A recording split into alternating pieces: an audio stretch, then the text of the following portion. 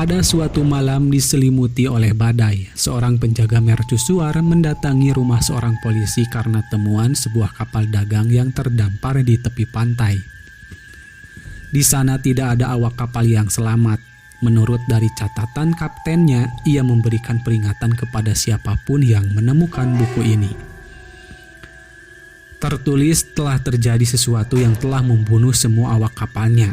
Dan makhluk mengerikan yang ada di kapal itu terlepas dan meneror semua orang yang ia temui.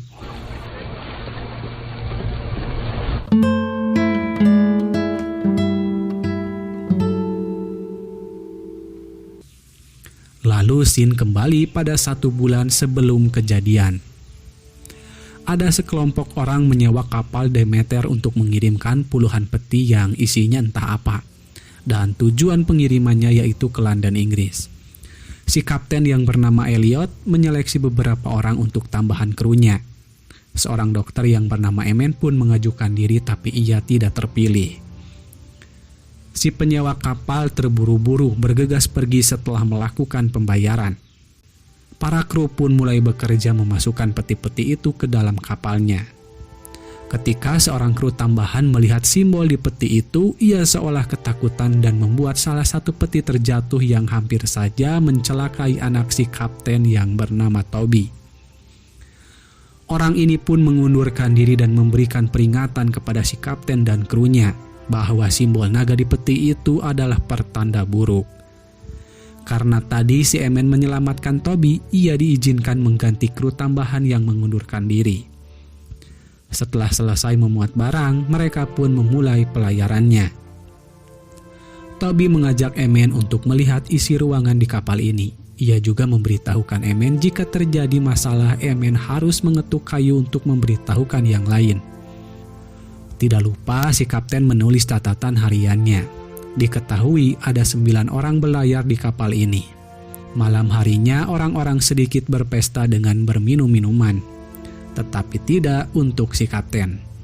Si kapten pun menyatakan kepada wakilnya yang bernama Wojek bahwa pelayaran ini akan menjadi yang terakhir untuknya. Rencananya dirinya ingin pensiun dan menikmati masa tuanya. Jika setibanya di London nanti, kapal ini ia akan serahkan kepada Wojek untuk mengambil alih tanggung jawabnya. Ketika malam mulai larut, banyak sekali tikus berkeliaran. Tikus-tikus ini ketakutan oleh sesuatu yang keluar dari salah satu peti. Pagi pun terang, semua orang berkumpul untuk sarapan. Mereka berbincang tentang bayaran yang mereka terima dari pelayaran ini. Tentunya Emen juga mendapatkan bagian.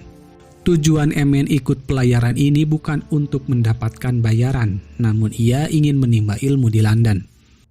Hook si anjing tiba-tiba menggonggong ke arah tempat penyimpanan ternak. Setelah dicek, hewan-hewan yang ada di sana terlihat ketakutan. Menurut Emen, mungkin mereka seperti ini karena cuaca. Kapal pun menjadi oleng karena ombak, dan terdengar ada sesuatu yang jatuh di ruang kargo. Setelah dicek, salah satu peti miring terlihat gundukan tanah di bawah peti itu. Emen pun dikagetkan oleh perempuan yang tiba-tiba muncul dari gundukan tanah. Kemudian Emen membawanya ke atas. Wanita ini sekarat dan tubuhnya terinfeksi. Emen akan membantu si wanita dengan memberikannya transfusi darah. Wojek sempat menentang, tapi apa boleh buat, Emen tetap memaksa. Entah makhluk apa yang ada di dalam peti itu, yang pasti ia keluar lagi dalam petinya. Sementara itu, Wojek berniat akan membuang penumpang gelap ini dan perdebatan terjadi di antara mereka. Si kapten pun memutuskan wanita ini boleh Emen rawat, tapi jatah makan untuk Emen akan dibagi 2 dengannya. Malam harinya, Toby disuruh menjaga wanita itu oleh Emen, sementara dirinya akan berjaga di luar. Emen mendapat giliran jaga malam bersama dengan Olgaren. Ketika Olgaren sedang melihat sekitar dengan teropongnya, ia dikejutkan oleh sekelebat sosok yang menyeramkan. Emen juga samar-samar melihatnya, yang ia sangka itu adalah Olgaren. Emen pun mengetuk pinggiran kapal dan terdengar ketukan jawaban di ujung kapal. Tiba-tiba Emen dikagetkan oleh Olgaren yang menepuk punggungnya seraya berkata, "Apakah Emen melihatnya?" Emen pun menjawab tidak. Tak berselang lama, Hook si anjing diserang oleh makhluk ini. Paginya, Joseph Sisep menemukan bangkai Hook dengan kondisi tercabik-cabik. Bukan hanya itu, semua hewan ternak yang ada di sana mati kehabisan darah. Si kapten dan yang lain kebingungan dengan kondisi ini. Awalnya ada salah satu kru yang mengira kalau semua ini adalah ulah si wanita. Namun dengan kondisi si wanita yang tidak sadarkan diri, tuduhan itu pun terbantahkan. Menurut Emen, mungkin Hook menggila dan membunuh hewan-hewan ini sebelum akhirnya Hook mati ditanduk oleh kambing. Sekarang mereka terpaksa harus membuang semua bangkai hewan ini ke laut. Abraham yang curiga menuduh Emen melakukan ini, karena menurutnya tidak mungkin Hook bisa membuka pintu kandang.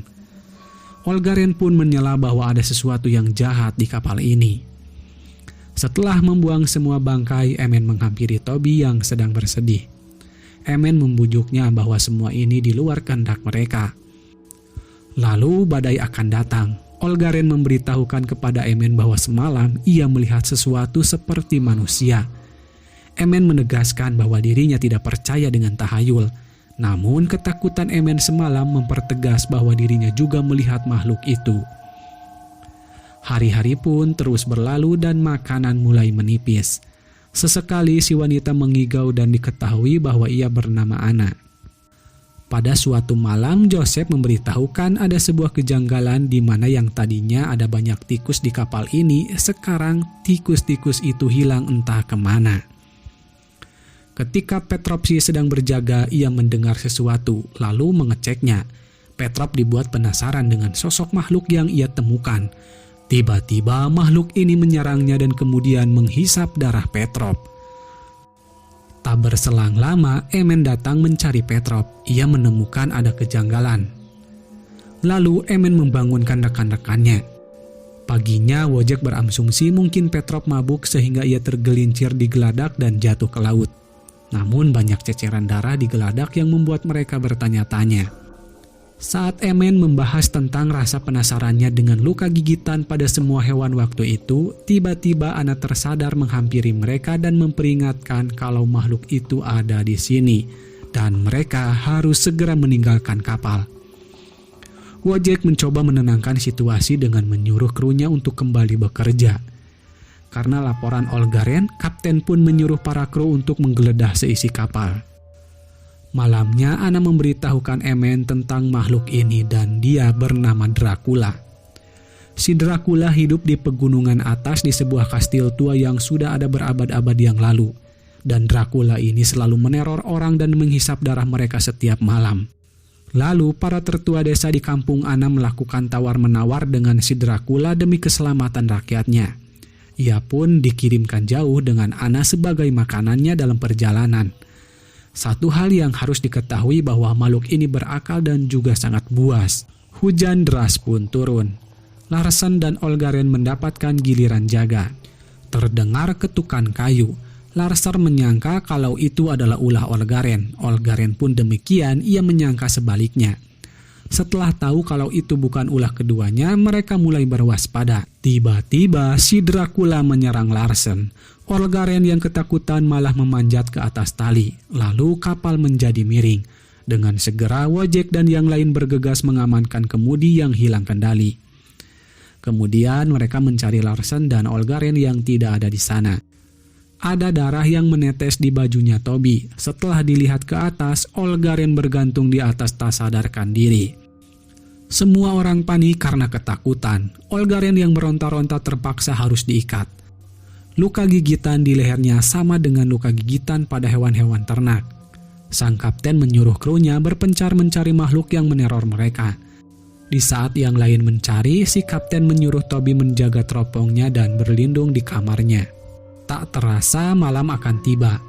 Toby yang penasaran keluar dari kamarnya. Ia berjalan melewati lorong, kemudian bertemu dengan Olgaren. Tanpa diduga, Olgaren sudah hilang kendali. Olgaren pun berusaha membawa Toby. Untungnya Toby berhasil kembali ke kamarnya. Olgaren terus mendobrak pintu itu.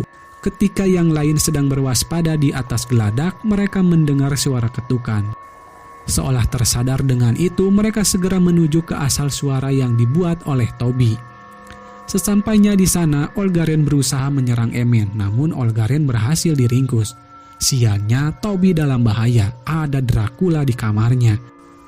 Orang-orang tidak bisa membuka kunci pintu kamar Toby, tapi mereka sempat melihat si Dracula. Ketika pintu itu didobrak, mereka terlambat karena Toby sudah digigit. Emen berusaha menolong Toby dengan mentransfusi darah si kapten yang ia harap Toby bisa selamat seperti Anna. Kini tinggal 5 hari lagi menuju ke London. Kesedihan dan ketakutan terus membayangi perjalanan mereka. Terpaksa Olgaren harus diikat di tiang. Rupanya Olgaren setengah sadar. Ia bisa mendengar percakapan teman-temannya, bahkan aliran darah yang terpompa pun bisa terdengar olehnya. Ketika cahaya matahari menyinari tubuh Olgaren, seketika saja tubuhnya terbakar dan hal ini membuat yang lain terkejut ketakutan. Setelah itu, mereka memperdebatkan apa yang terjadi. Wojciech datang memberi perintah agar krunya terkendali. Mereka khawatir Toby akan menjadi seperti Olgaren. Meski Toby mendapat transfusi darah, peluang selamatnya sangat kecil. Tubuhnya berbeda kondisi dengan Anna. Malam pun gelap, Anna mengikuti Emen yang akan membuka semua peti untuk mencari si Dracula. Bukan hal mudah untuk membunuhnya. Buktinya, si Dracula sudah hidup begitu lama dan menguasai desa Anna selama beberapa generasi. Jika dilihat dari surat pengiriman barang, tidak dicantumkan nama penerimanya. Ketika Abraham sedang berjaga, Joseph menghantam kepalanya hingga ia pingsan. Rupanya si Joseph berencana kabur menggunakan sekoci. Emen dan Anna berhati-hati membuka beberapa peti itu, yang ternyata isinya hanya segunduk tanah. Ada salah satu peti yang mencolok. Saat mereka membukanya, mereka menemukan tempat tidur si Dracula. Beralih ke Joseph, ia tidak bisa lari dari maut. Nyatanya si Dracula yang sekarang bisa terbang membunuh dirinya. Sekoci itu pun kembali ke kapal dengan keadaan kosong. Sebenarnya si kapten tahu Joseph pergi, tapi ia tidak menahannya. Pagi harinya si kapten mengatakan kalau perjalanan ini hanya mengantar si Dracula ke tujuannya dan mereka ini hanya menjadi perbekalannya. Karena dirasa Toby sudah mati, ia akan dibuang ke laut. Saat itu akan dilakukan, si kapten melihat Toby masih bergerak. Lalu si kapten menghampiri dan membuka kain yang membungkus tubuh Toby. Tiba-tiba Toby terbangun dan ia terbakar oleh sinar matahari. Sebagian kepala dan tangan si kapten terkena apinya. Ia pun dibawa ke kamar untuk istirahat. Emen yang masih tidak percaya dengan tahayul, ia ingin membuktikan bahwa makhluk ini tidak abadi dan bisa dibunuh. Perjalanan menuju ke London tinggal 1 hari lagi. Jika si Dracula dibiarkan begitu saja, maka London dalam bahaya. Setiap mereka mencari si Dracula, mereka tidak bisa menemukannya. Maka dari itu rencana Emen, kapal ini harus ditenggelamkan dan mereka melarikan diri dengan sekoci. Wojciech tidak setuju dengan rencananya karena ia sudah menganggap kapal ini sebagai rumahnya sendiri. Emen mencoba membujuk bahwa ayahnya juga seorang kelasi dan dia selalu memberitahukan Emen bahwa bagian yang hidup di kapal adalah para krunya, sementara yang lain hanya kayu dan paku. Karena hal ini Wojciech pun luluh. Paginya mereka menghalangi Palka, sehingga si Dracula hanya punya satu jalan, yaitu jalan keluar di dek. Ketika Emen memasuki kamar si kapten, ruangannya berantakan dan si kapten sedang memeriksa catatannya. Emen pun memberitahukan rencana mereka. Tanpa diduga, si kapten sudah didatangi oleh si Dracula dan dijanjikan akan menghidupkan lagi Toby. Dengan syarat si kapten harus membawa si Dracula ke pantai. Hampir saja si kapten membunuh Emen. Untungnya Anna berhasil menyadarkan si kapten. Ia mengatakan kalau Toby telah tiada dan tidak mungkin hidup lagi. Nyatanya, iblis itulah yang telah membunuh Toby. Tak terasa, malam pun tiba. Abraham dan Wojciech bersiap di atas tiang kapal menunggu si Dracula menunjukkan dirinya. Secara bersamaan, kabut datang menyelimuti. Emen menyuruh Anna untuk menunggu saja bersama si kapten. Namun iblis itu sudah terhubung dengan Anna dan pasti sudah mengetahui ini. Kemudian si Dracula terbang menyambar-nyambar. Ia berhasil membunuh Abraham. Mereka tidak bisa melihat si Dracula dengan jelas karena terhalang kabut. Saat Wojciech akan turun, ia disambar hingga terjatuh. Wojciech terus merangkak dengan kaki yang terluka. Lalu badai datang. Karena si Dracula sedang mengejar Wojciech, Emen dan Anna bersiap menurunkan sekoci. Wojek pun melubangi perahunya. Secara bersamaan si Dracula menyerangnya dari belakang. Saat Emen tiba di sana, ia sudah terlambat. Lalu si Dracula beralih menyerang si kapten. Lagi dan lagi Emen terlambat menyelamatkannya. Emen menantang si Dracula untuk menunjukkan diri. Saat ia muncul, Emen tidak sempat menyerangnya. Anna yang mencoba membunuh makhluk itu, ia malah menjadi sasaran si Dracula. Pada saat itu, Emen berhasil menancapkan kapak di punggung si Dracula. Akan tetapi Dracula itu tidak kenapa-napa dan malah hampir membunuh Emen. Hingga pada akhirnya si Dracula terjepit oleh tiang layar yang dilepaskan oleh Anna. Anna dan Emen pun melompat ke dalam air. Kemudian seorang penjaga mercusuar melihat sebuah kapal akan menabrak karang di pantai. Sialnya si Dracula tidak kenapa-napa dan ia bisa membebaskan diri. Ketika menjelang pagi, Emen dan Anna terombang-ambing di tepi pantai.